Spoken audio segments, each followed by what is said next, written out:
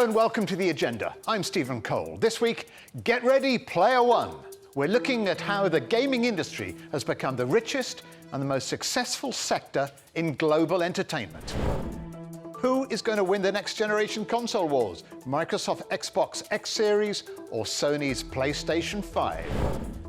Plus, we'll be finding out what's behind the astronomical rise of eSports in the last decade. And video games may be looking better than ever, but are we sacrificing gameplay for aesthetics? The video game sector now makes up by far the largest part of the global entertainment industry. There are an estimated 2.5 billion players worldwide.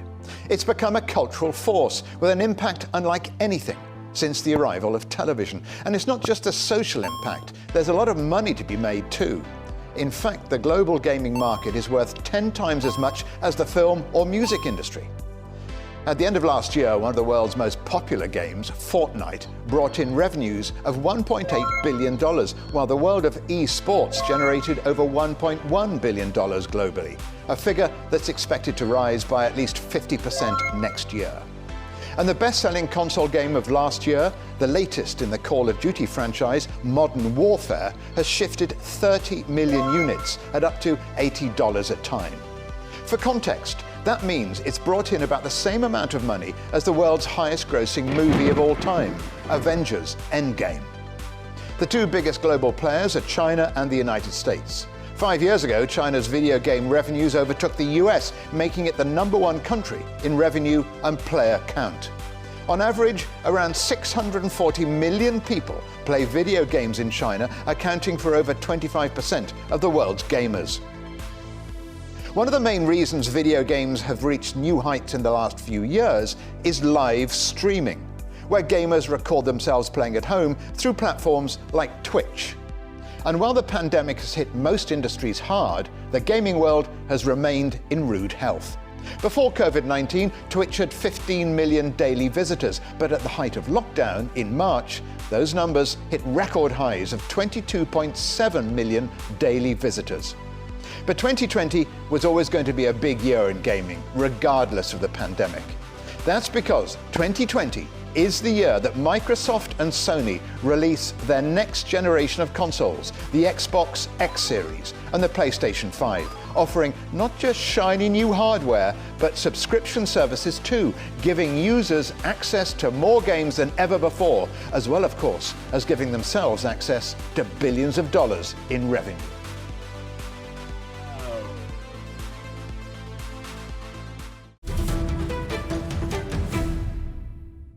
Well, my first guest has been described as the founding father of video games. Since he first began developing games in the 1970s, Richard Garriott has coined several industry terms, such as avatar to describe one's virtual self, and MMORPG. That means massive multiplayer online role-playing games. Today, he's one of several industry titans leading the conversation on the future of the industry, and he joins me now from New York. I don't know if this is the first time, Richard, you've been called a titan, but going back to video games, mainly associated with young men and geeks, but no longer. No, in fact, but you're exactly right. You know, when I first got in, it was a young geeky boys habits and activity. In fact, for the first almost 20 years, we fought hard about how to bring more women into gaming. But actually now, statistically, it's actually gone beyond equality. And you mentioned MMORPGs, the massively multiplayer games. We actually now have, we're at a point in time where there are more young women playing these games than there are young men playing these games. So the tables have turned. Incredible differences. We mentioned earlier the gaming industry now makes more money than music or film. So why is it so lucrative? Well, it's interesting. I go back, as you mentioned, to the very beginning, and back in those early days, the revenue that the few of us who were in the industry could make off of our simple little games. In fact, I have one of my simple little games with me. This is the first game that I self-published. But back in these days, we made since it was one person making one game, all the money came directly to you, the one creator. And in my very first year, I was making like 150,000 US dollars, for my after school work, which was, considerably more than my parents were earning. But the industry was still very small. I mean, the number of people making and the number of people playing was still very tiny. So big industries largely ignored us. The big media empires, the television and film empires largely ignored us.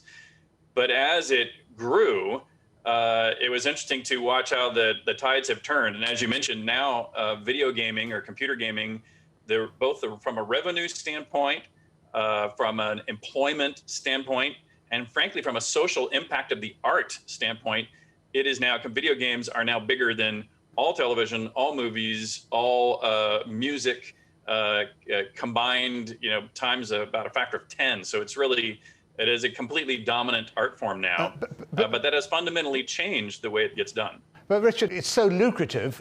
Who's making the money? What has changed is that if you've ever sat through the credits at the end of a movie, you know that there's a long list of people to thank, who are part of it, and that's now true for games too. It's no longer one person makes one game. Now it's a team of literally hundreds working usually for a few years. Spending in the creation of a game, at least for a AAA game that makes most of the money, you're spending at least $100 million. And there are some games that have spent up to $1 billion. $1 billion over what kind of period of time? It's usually, a minimum would be 2 or 3 years, but it could take up to 5 years to develop one. But by the way, that's similar to the movie industry these days. From the time you decide I'm going to go make a movie, do all the pre-planning and all the execution and all the wrap up and prepare all the marketing, it's 3 to 5 years. And but the big companies that make these biggest AAA games can earn billions of dollars in the first days or weeks of the launch of one of the mega titles that are out these days. So what are the biggest shifts you think you've seen in the gaming industry? It can't just be the money, it must be the technology as well. Oh, yes, of course. Well, many of your viewers have probably heard these numbers about how fast computers are gaining power. And so, for example, there's something called Moore's Law, where about every year and a half, the speed of the machine doubles.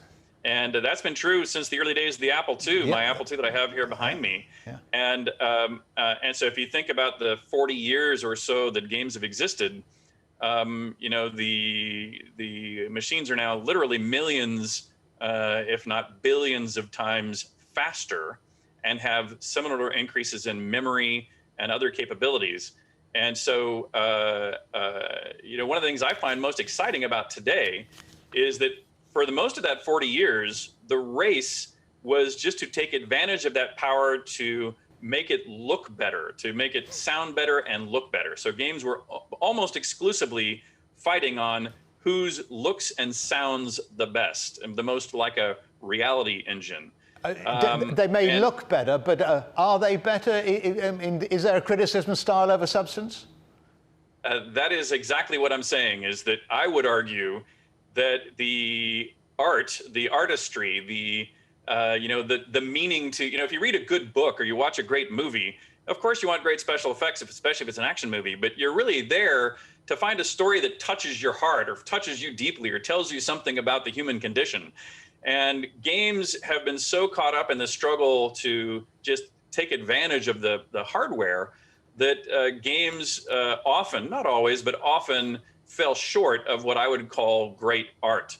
The good news is that not only has there been, I think, great art down through the years, but now the tools are so advanced that making the engine, making the display process work is no longer the challenge. And now we're really beginning to see games become much deeper artistically. So I think it's a very exciting time in games. It's difficult to break into if you're a beginner because it's now such a big business. But the truly great games of the now and the near future, I think, will become something that is more broadly respected, outside of the computer gamer culture. Okay, if I promise not to tell anyone, what's the secret of a good game, Richard? Because Fortnite and League of Legends are very popular. What makes a video game truly excellent? Well, so what's great about those games and a lot of the current round of multiplayer combat-related games is that the science of challenge and reward is extremely well understood now, and these games are taking advantage of it, quite scientifically, quite correctly. And so these games do a really, really good job of making it very easy to sit down and move around and play and kind of get your feet under you to go out and have a paintball game or something of this nature. But then they also do a great job of having very sophisticated tactics to learn, and they're metered out to you at a pace where just when you're about ready to kind of give up because it's gotten too hard, you find a breakthrough that really rewards you greatly and makes you feel like, wow, that investment of my time was worthwhile. And so the science of the mechanics of gameplay are now really well understood. To me, the next challenge is to do that next step, which is now to wrap that in things that aren't just a sport. Although, by the way, I'm not knocking the sports aspect. And it's a whole other thread we could talk about is eSports and how virtual sports have become a bigger business than physical sports in most metrics. That's almost another program, eSports. It is. It truly is. Just lastly, I mean, the question you'll be asked, and every interview is asked about COVID. What's it meant to you? What's it meant to gamers? Has it meant a boom because so many people are staying at home? Has it meant you've had to lay off staff, or has it given you time to develop new games? What's been the impact on the gaming industry? It has been, if anything, helpful. A lot of game companies, because they required such big groups of people, often already spread out across the globe. Most every big game, has teams of artists working in different cities around the world, teams of designers working already in different cities in the world. And so for our industry, going online or going virtual hasn't been much of an impediment. And on the other hand, it's been fascinating that games and movies seem to be recession-proof, meaning whether economics are going great or going poorly, people still play their video games. And unlike the movie theaters, which still are mostly shut down around the world, playing a game at home with your friends virtually through your connection obviously is still available. So this has, if anything, been a boon to video games, but I wouldn't say it's been a huge impact either way. Richard Garriott, entrepreneur and gaming titan, many thanks for joining us on The Agenda. Absolutely, my pleasure. Thank you. Riot Games' League of Legends remains one of the e-sport industry's most successful titles, and it's a huge hit with younger audiences all around Europe.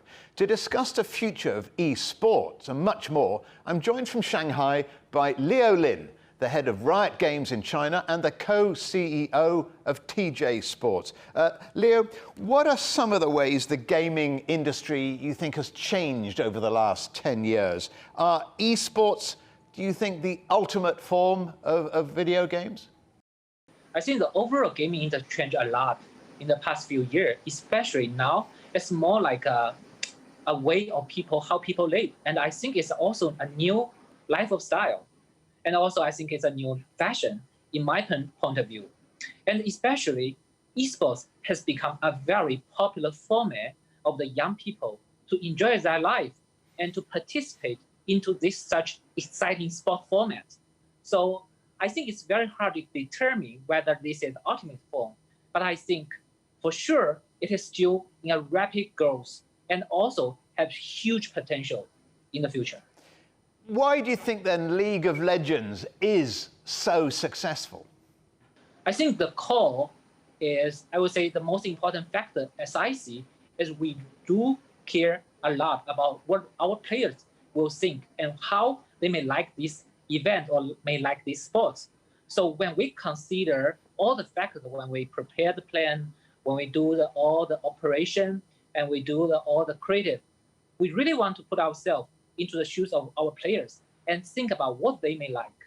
And I think that is the secret, I would say, magic of how League of Legends can be so successful in the past 10 years, because everything can change, but just one thing that will remain as our core, that is the taking care of all our players' experience and also focusing on all the detail to delight them.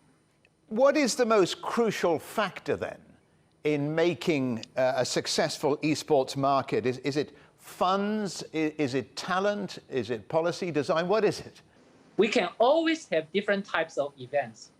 We can always have different super pro players. But the one thing that remains no change is the fans. So all we want to do in the past 10 years is to create an experience that can make sure our fans can enjoy this event and these sports. What about COVID, Leo? Has that helped the gaming industry, do you think? Or has it sort of stopped you from your key market of the events? On one side, definitely COVID has bring us some kind of trouble, especially for some offline events. For example, this year, in many occasions, we are doing online event first and then try to provide the best viewing experience. On the other side, I also believe this is an opportunity that for esports to step up and to show how charming it can be and to show how popular it can be. So it is a challenge, but also it is a great opportunity for esports. What is China's role then, would you say, in the international esports arena? The magic point of League of Legends as an esport is it is an international event and it is the international sports. So all the regions can compete with each other and try to win the title. So although China is, in terms of the performance, is leading the world in the past 2 years, I still believe that the magic point here is to have a fierce competition, a fair competition, as well as all the pro players from different regions to compete in one arena. And that's why this year we have Worlds 2020 in Shanghai, and we're bringing all the pro players from different regions to this city and try to compete together. You've seen amazing growth. You described this growth over the last 10 years. What do you think the gaming industry, especially the esports industry, is going to look like in the next 10 years? I'm actually very optimistic about that because in the past few years, I'm personally experiencing the amazing growth. And also, I found out that the driver behind these amazing growth in the past few years still remains as powerful as we can see, and even more powerful in the coming few years. For example, the penetration of this game, and for example, the passion from all the parties, all the investors, all the parties into this game, and all the pro players and pro teams. So I do believe as we move forward, we will see a more and more stronger momentum upon esports. Leo Lin, head of Riot Games China, many thanks for joining us here on The Agenda. Thank you very much. Still to come here on The Agenda. Sony versus Microsoft, round 5. Who's going to win the next console war?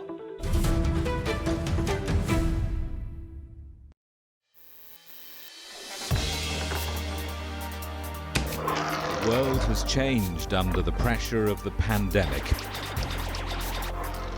For many of us, life is returning to some kind of normal. As we're adapting to changes in all of our lives, let Global Business Europe be your guide to the new normal. Join us weekdays on CGTN. Welcome back to The Agenda. So we've heard what the industry titans think about the future of gaming, but what about the consumers, especially with the next salvo of the console wars due in November when both Sony and Microsoft release their latest efforts. Joining me now from Austin, Texas, is Tina Amini, the editor-in-chief of the gaming and entertainment website IGN. Welcome, Tina. We spoke earlier to a couple of game developers, but we're hoping to get more of the consumer side from you. Are we currently living, would you say, in a golden age of gaming? In a sense, absolutely. We've achieved such great lengths within the hardware, the software, the games themselves.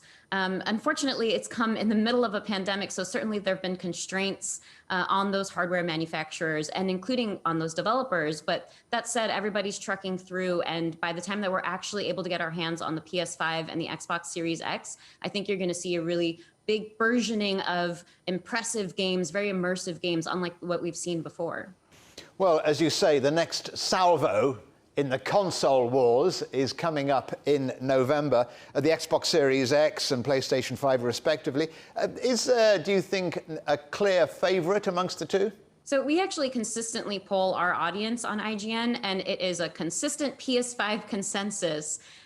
They've actually gained a lot of favor within this current generation. I think they pulled ahead of the Xbox systems simply because they were able to offer more consistency and a little bit more clarity in terms of what their lineup was and what their hardware was going to be. So it gave Sony that advantage, and everyone basically transitioned onto that platform. Of course, you're going to follow where your friends go so that you can play multiplayer games simultaneously with them. The Xbox Series X costs just under $500, the PS5 almost exactly the same, and that's a big change from last time round, isn't it, when the PlayStation 4 was rather cheaper than the Xbox One. So will that make a difference?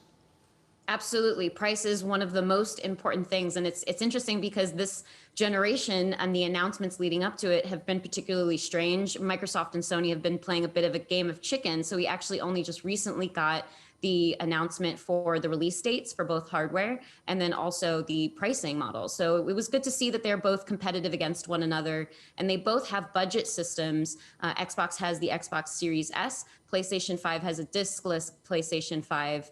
Both of those are at cheaper price points as well. Bit of a difference this time round though, isn't it, with the offer of a subscription services too, with huge libraries for a management monthly fee, which I suppose is a bit like a sort of a gamer's Netflix, isn't it?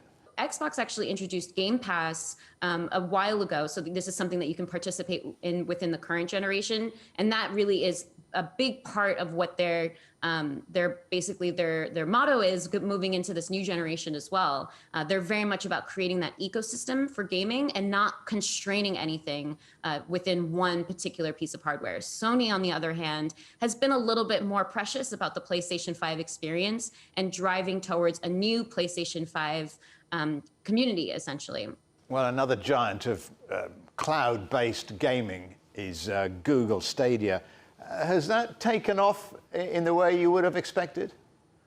Not quite, especially not sentimentally with our audience. I think there's a lot of issues with that model. That's a little bit less like the Netflix for games model, whereas Game Pass very much is. Game Pass is offering you new games, especially coming from first party, meaning Xbox-owned studios. Whereas Google Stadia has a subscription model, but you actually have to pay for games individually as well. So there's obviously licensing issues there, just like Netflix would have, where they need to get the rights to be able to stream games, stream movies and TV shows for you. So for something like Google Stadia, it's very contingent on your internet connection and the stability there as well. And gamers don't really like that. They like the specificity of a resolution benchmark. They like the specificity of achieving a specific frame rate within their experience. They don't want to make the sacrifice for the ease. And there are many other reasons as well why Google Stadia has not been as appealing as its initial pitch. So there's a lot going on with Google Stadia that's better in theory than perhaps in practice, and gamers really haven't taken to it. It wasn't that long ago that all the talk was about virtual reality. Has that taken off, or has it gone away, do you think? VR has always had incredible applications, including outside of gaming, but the price points and some of that functionality has been a little bit inaccessible. And now you're actually seeing really recognizable studios like Valve that semi-recently launched a game called Half-Life Alyx, which is a 100% VR specific title. And we saw Oculus Rift sell out upon the announcement of Half-Life Alyx. And since its release, it's come out to really high criticism. We gave it a 10 out of 10 on IGN ourselves. Well, earlier, I spoke to game developer Richard Garriott. Now, Richard told me the graphics are getting better, but the games themselves might not be. Absolutely. I mean, I think there are elements of style that get incorporated into gameplay. For instance, there's something as simple as a technique called ray tracing, which means more realistic lighting and rendering. You can render shadows and reflections more accurately. So certainly that's more of a style over necessarily substance that's actually adding to the experience outside of making it more immersive. But then you have the option of better simulations in, let's say, smoke particles or wind, and those can actually be used as part of gameplay. Let's say smoke particles you can use as cover in a first-person shooter. I think we've seen the power of graphics really be able to sell a game simply on its own. Microsoft Flight Simulator that came out recently is a very good example, another 10 out of 10 game from ourselves. But it's been a huge boon in the industry because people are very impressed with strictly just how realistic it looks. You've played more games than most people, I suspect. So what is it? What is it, Tina, do you think that makes a game truly exceptional? And what's your favorite? It's very much a personal preference thing. I think for some gamers, they like to be challenged. They want a supremely difficult game that really demands that precision of play. It's sort of an experiment in how good am I, essentially. Not exactly my type of game. I prefer more fluidity than that. For others, it's story and acting prowess, especially as the industry has actually brought on actors that you're familiar with from TV shows and movies. Now that we have motion capture, that's something that's able to render someone's face and facial expressions very clearly and accurately. For others, it's replayability. It's about that one more round experience of a game like Fortnite or Rocket League or League of Legends, the kind of experience where you can just get even more, become even more of an expert within that one game that you've decided to put a lot of energy into. And then I think for developers, it's about innovating what's new, what's advanced, what's changed the industry on a fundamental level. I think there are examples of games that have really pushed boundaries and made developers be a little bit more thoughtful in their creativity in approaching games in the future. For me personally, it is the story and the acting. I think an example like Red Dead Redemption, where it's a giant open world game and there's so much to do and characters to explore and navigate their character arcs, that really is a really impactful, thoughtful experience that sticks with me after playing. All right, Tina, you've told us what's exceptional. Finally, what's your favorite game?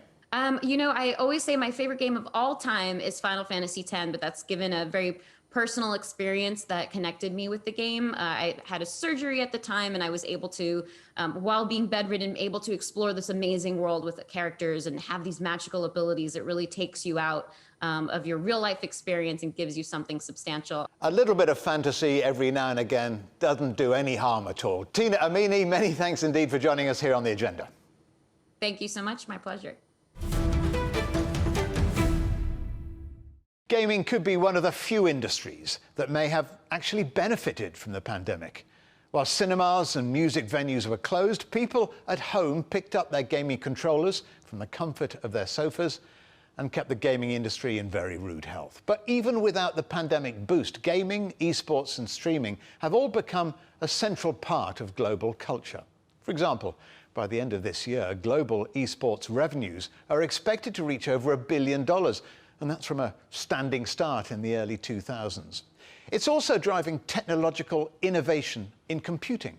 The next generation consoles from Microsoft and Sony showcased stunning advancements in graphics, artificial intelligence, and hardware. And this is the kind of progress that will continue to push the games industry to new heights and make it even harder for a non-gamer like me to tell the difference between a blockbuster film and a video game.